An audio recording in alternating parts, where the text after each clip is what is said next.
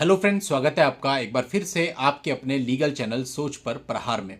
दोस्तों, आज की इस वीडियो में एक मेंटेनेंस जजमेंट मैं आपको बताने वाला हूं, जिसमें पत्नी का मेंटेनेंस पूरे तरीके से खारिज हुआ। नीचे की कोर्ट, ऊपर की कोर्ट, दोनों ने पत्नी के अगेंस्ट जजमेंट सुनाए। आमतौर पर आपको यही सुनने को मिलता है, अगर आप पति हैं तो आपको पैसा देना ही होगा। आपको खास तौर पर मैं बता दूं कि जो मामला मैं आपको बताने वाला हूं, यहां पर पत्नी की कोई भी इनकम ऑन रिकॉर्ड नहीं थी। यानी पत्नी कुछ भी नहीं कमाती थी, लेकिन उसके बावजूद फैमिली कोर्ट ने भी उसका मेंटेनेंस जीरो किया। और जब उसने इस मामले को ऊपर चैलेंज किया हाई कोर्ट में, तो हाई कोर्ट ने भी फैमिली कोर्ट के डिसीजन को सही माना और पत्नी का मेंटेनेंस जीरो ही रखा, बिल्कुल शून्य।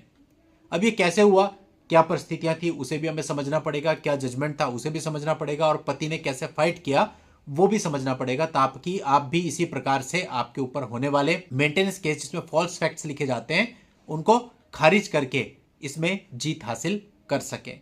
तो दोस्तों, आखिरी तक इस वीडियो में बने रहना, वीडियो बहुत इंपॉर्टेंट रहेगा। चैनल को अभी तक भी सब्सक्राइब नहीं किया है, फटाफट सब्सक्राइब कर दें। और चैनल के एक्सक्लूसिव मेंबर्स बनना चाहते हैं तो होम पेज पर ज्वाइन के बटन पर क्लिक कर दें, मेंबरशिप ऑप्ट कर लें, जिससे आपको इन फ्री वीडियोज के अलावा बाकी की सुविधाएं जैसे कि free live streaming, special videos, निरंतर अपडेट और बाकी की सुविधाएं समय समय पर मिलती रहेंगी। तो दोस्तों, इस मामले के बहुत शॉर्ट में मैं आपको फैक्ट्स बता रहा हूं।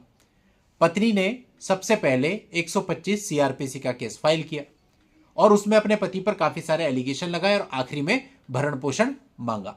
अब दोस्तों, यहां पर पत्नी का जब क्रॉस किया गया तो क्रॉस काफी अच्छा हुआ, और जिसने भी क्रॉस किया था उसने पत्नी के मुंह से काफी कुछ निकलवा लिया।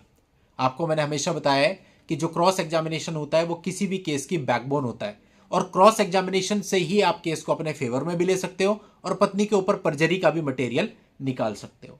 तो यहां पर क्रॉस में काफी कुछ चीजें निकल करके सामने आ गई। इससे यह साबित हुआ कि पत्नी अपना मैट्रिमोनियल घर छोड़कर स्वयं से खुशी खुशी गई थी।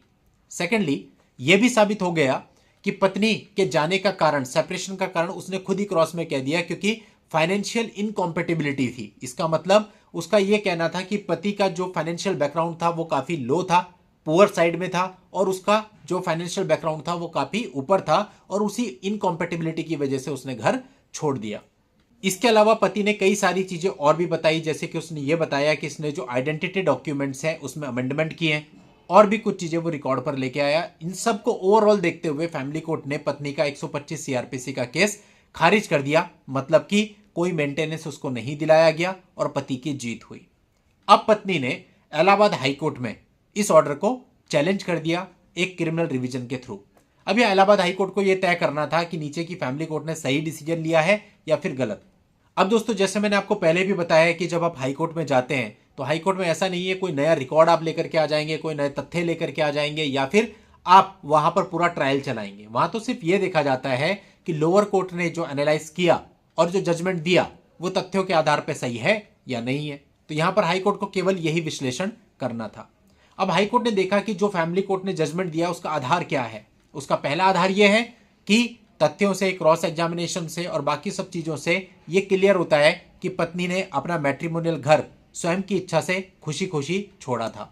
पत्नी ने यह भी स्वीकार किया है कि फाइनेंशियल इनकॉम्पेटिबिलिटी की वजह से उसने घर छोड़ा था। तीसरा, उसने डॉक्यूमेंट्स में, आइडेंटिटी डॉक्यूमेंट्स में अमेंडमेंट भी किया है, यह भी साबित हुआ, और पति ने उसके एडल्ट्री के भी कुछ सबूत दिए थे। और इन सब चीजों को मिला करके ट्रायल कोर्ट ने यह निष्कर्ष निकाला कि उसको मेंटेनेंस नहीं दिया जाना चाहिए।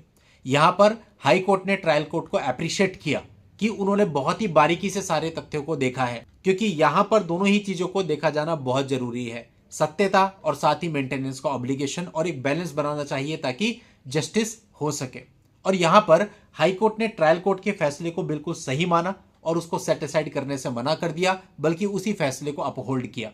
इसका सीधा सा मतलब है कि हाई कोर्ट ने भी पत्नी को किसी भी प्रकार का मेंटेनेंस ग्रांट नहीं किया, यानी पति को अभी भी कोई मेंटेनेंस पत्नी को नहीं देना है।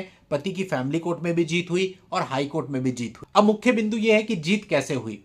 सबसे पहली चीज, पति ने अपना रिप्लाई बहुत अच्छा फाइल किया, क्योंकि जो फैक्ट्स थे वो सारे निकल करके आए।